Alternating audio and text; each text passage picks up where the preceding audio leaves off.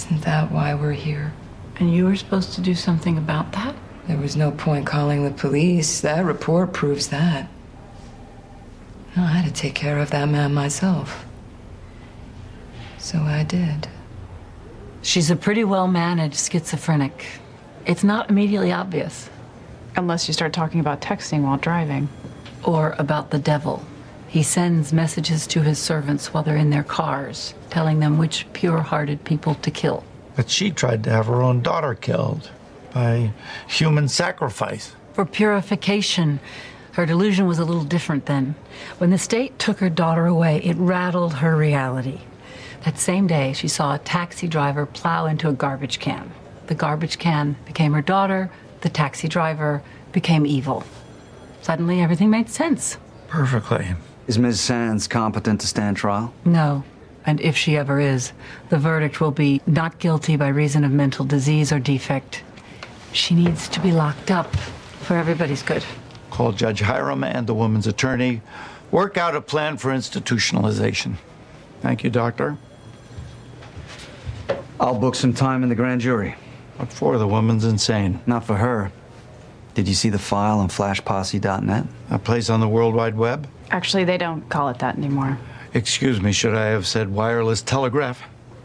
Flash Posse whipped up a frenzy against Sid Maxwell. It was a virtual lynch mob. A lynch mob sitting at computers, typing things? Yeah, things like this guy ought to be killed, and here's how to get into his apartment. All delivered into the hands of a crazy woman. Person is guilty of murder when they recklessly engage in conduct which creates a grave risk of death to another person and thereby causes the death of another person. I know the law. The shoe fits, Jack.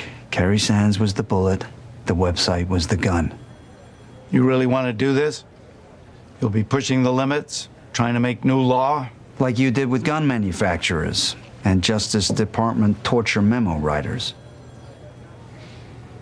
So these Flash Posse people, whom exactly are you planning to indict? All of them?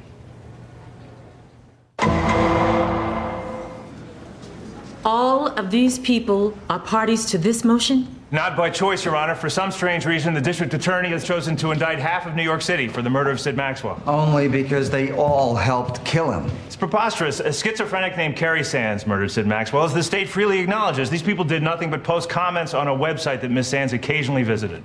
Is that true, Mr. Cutter? Post comments is an understatement. They encouraged Ms. Sands to commit violence against Mr. Maxwell. If I yell kill the umpire and some psychotic does it, I'm not guilty of murder. The website went beyond exhortations to kill Mr. Maxwell. It gave instructions on how to do it. Some of its members took actions that enabled Ms. Sands to enter and leave his apartment undetected. What are we talking about here? Exhortations or actions? In this case, Your Honor, it's a pretty fine line. Not to me. Any comment about Mr. Maxwell, even negative ones, are protected speech and may not be used in any way in your prosecution. There is the First Amendment exception about shouting fire in a crowded theater. Were any of these people in physical proximity to Ms. Sands or the victim? No. Then the theater wasn't crowded. You're free to proceed in accordance with my ruling, if you still have a case.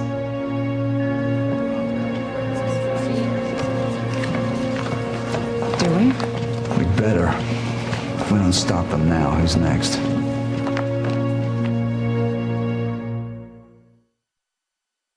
You're lucky the judge didn't throw your case out entirely. She's living in the 20th century. Words on the internet have consequences. Actually, she's living in the 18th century when the Bill of Rights was written, which on balance is a good thing. Well, if it weren't for what people on that website said and did, Carrie Sands would have never murdered Sid Maxwell. Yes, but now you'll have to forget about the said. I'm dropping the charges against the cheerleaders, but I'm still moving against the guy who ran the site and the people who sent out the photos and the door code. They'll say they were only encouraging people to send Maxwell a message that they never intended for him to be killed. They were dealing with a crazy woman. They didn't have to intend for her to kill him. If they recklessly disregarded the likelihood that it would happen, they're guilty. Good luck.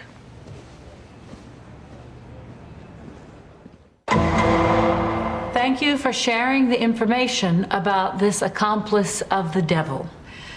That was one of the messages posted by Carrie Sands on the Sid Maxwell section of the website.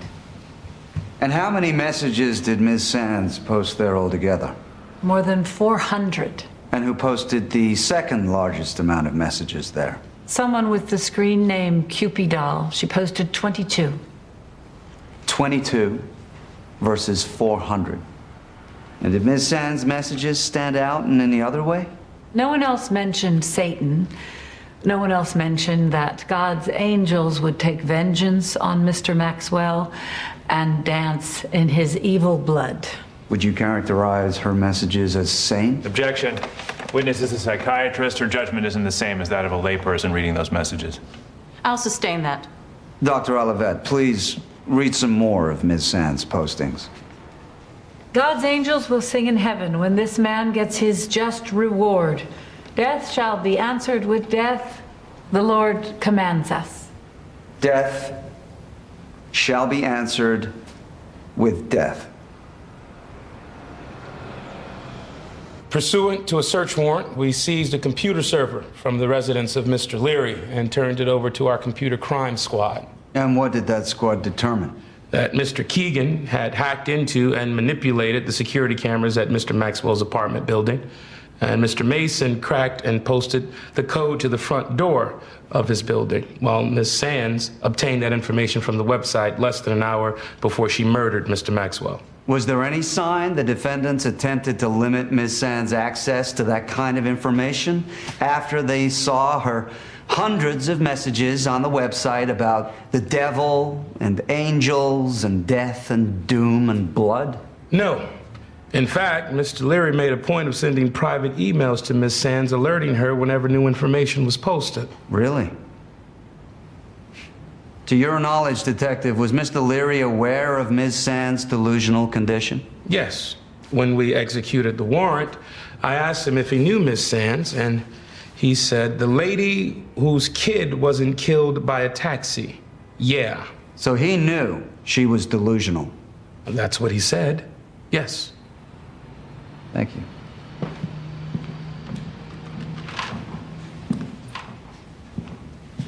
You don't like Mr. Leary, do you? I don't like him or not like him. When he objected to your investigation of his website, didn't he organize people to call you and accuse you of being fat and a Nazi? Those people never said who told them to call. So you didn't know that your phone number was listed on Mr. Leary's website? I knew. When you served the warrant for his computers, didn't you complain that he had been harassing you? I might have mentioned that. Did you or didn't you accuse him of harassing you? I did, and he was. So now you're telling us that this man who